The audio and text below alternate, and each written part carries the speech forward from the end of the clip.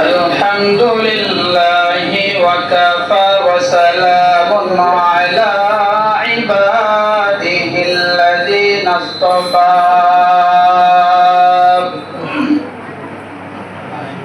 أما بعد فأعوذ بالله من الشيطان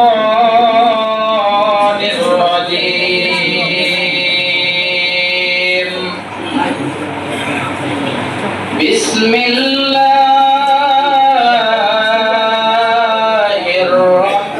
الرحمن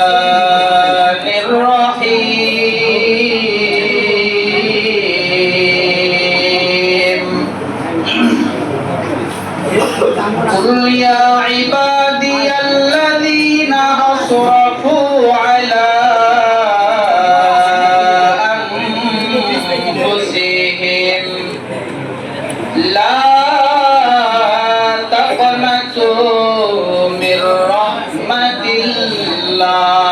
الله إن الله يغفر الذنوب جميعا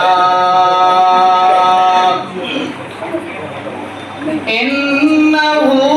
هو الغفور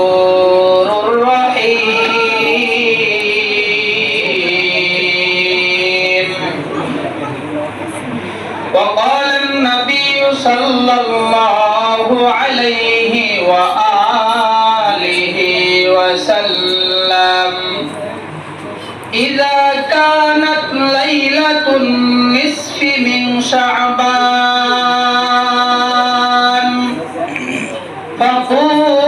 فقوموا ليلها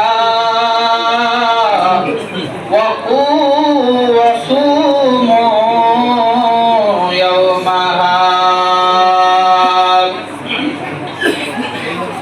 وقال صاحب القرآن صلى